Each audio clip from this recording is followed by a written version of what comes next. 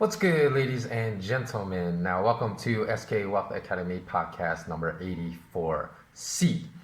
This is going to be a prelude to my podcast 85 and 86, just to give you something real quick to marinate on while you're waiting for me to release podcast 85 and 86. So, let me discuss a little bit more about the strategies that were taken to lock down billions of people all around the world in response to this global viral epidemic. Now, the plan that was adopted by a couple nations, at least a couple that I know of, there could have been more, to build kind of a herd immunity, I'm sure you've heard about that, was actually not a bad idea. But I very heavily criticized that response, and here's why. So I know that Sweden's prime minister and Mexico's president both took that approach, and they're unwilling to lock down their nations like everyone else, but they evidently never consulted any immunologist in forming their plan, because they not only let everyone go about their business like there was zero threat, meaning that there was no type of plan that changed the behavior of their citizens pre-pandemic versus post-pandemic. And so a strategy of no strategy is not a viable strategy. And that was the strategy of both those nations. And that's why I criticized them so heavily even before anyone had died, anyone had been reported as infected in those nations. And I said, they're going to suffer miserable outbreaks. And right now, it's being reported that Mexico has over 1,000 deaths, and they just reported a national health emergency, which could have been totally avoided. And then more than 2,000 people in Sweden have died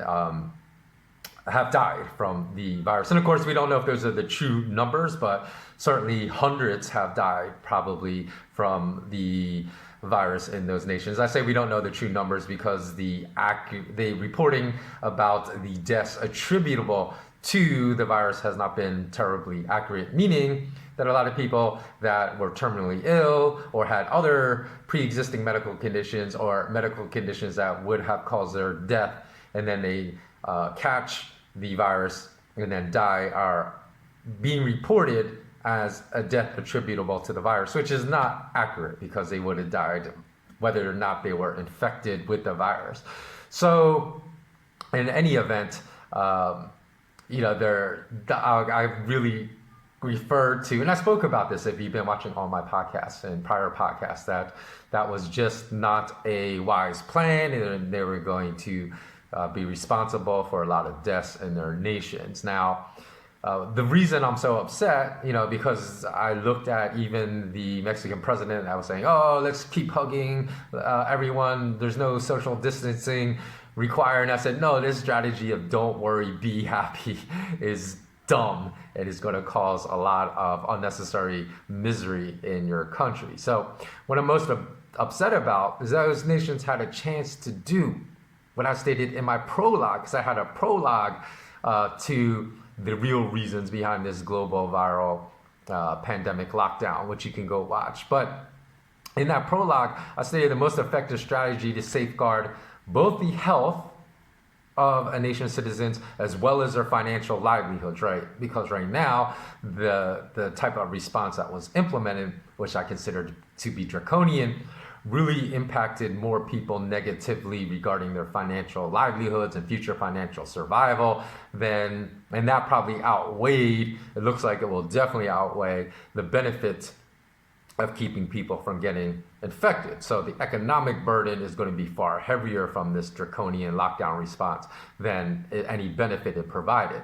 And I said the most intelligent strategy would have been a segmented strategy, given everything that was already known about this virus in late December, early January, which would have been a completely different strategy for those that were healthy and relatively young and of working age. So you wouldn't have ruined their financial livelihoods or made them realize, as in America, which is a problem right now, they're saying they're getting more, they're clearing more income from the, pandemic checks they're receiving from the US government than actual work So now they're furious if their employers are reopening for work because they would rather get the higher income from not working than working. So overall, just everything about the government's response has been a complete failure. So again, if there was a segmented strategy that was different for those that were healthy and relatively young versus those that were known to be the most vulnerable, or those that we consider to be high risk segment of society to the virus versus low risk,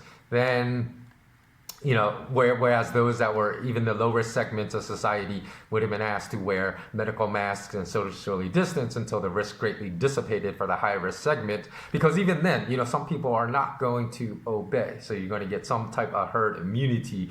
But, as far as finding the best solution for not ruining people's lives economically, financially, that probably could have been an extremely effective solution. Have a segmented solution for different segments of vulnerability to the virus in society.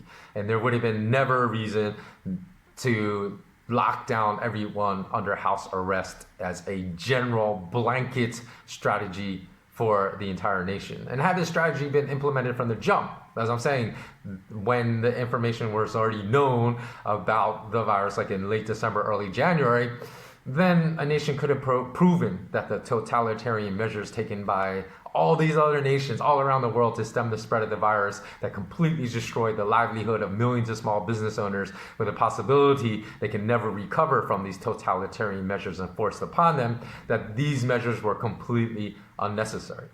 And in fact, like I've read, I think in Los Angeles, they're saying about 50% of restaurants may never reopen, that they've been so financially devastated by this lockdown that half of the restaurants in LA may have to shutter forever. So I don't know if that will actually happen, but even if it's like a third, that is a tragedy. You ruined people's financial livelihoods, maybe that have been running this business for 10 years, for 20 years, through unnecessary and idiotic responses to this pandemic. And in fact, had just one nation with a relatively large population done this, they could have proven to the world that there's something much more sinister afoot in the global lockdown response.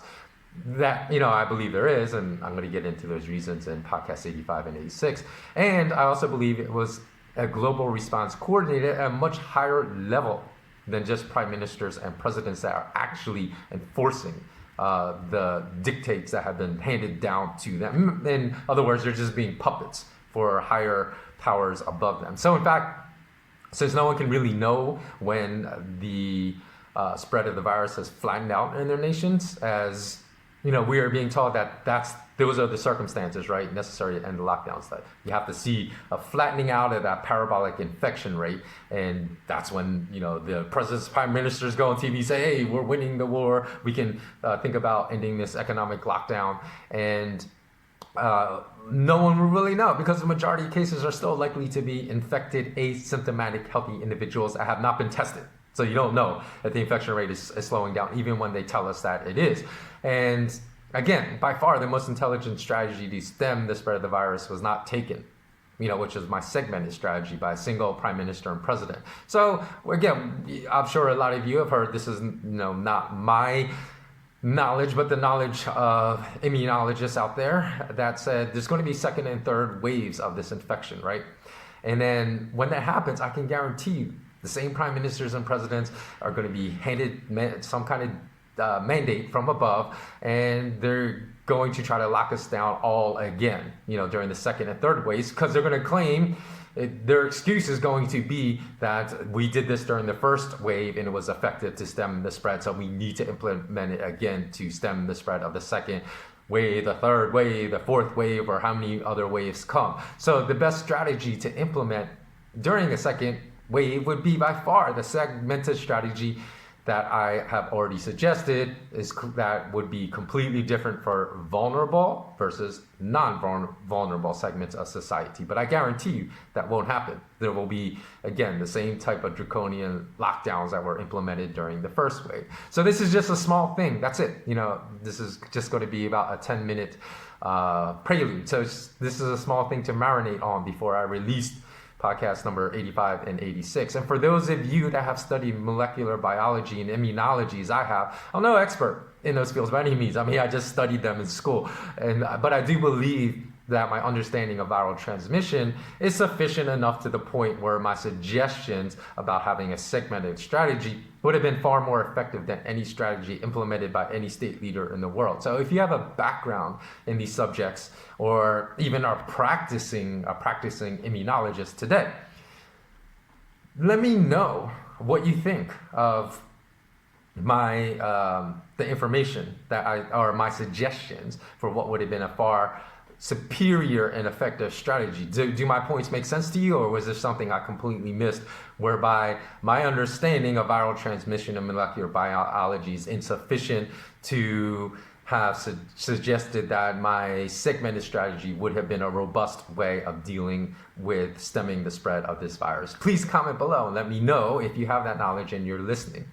And as always, remain intensely curious. Until next time, so long, and thanks for watching until the end. And please don't forget to subscribe, to like, and to comment below.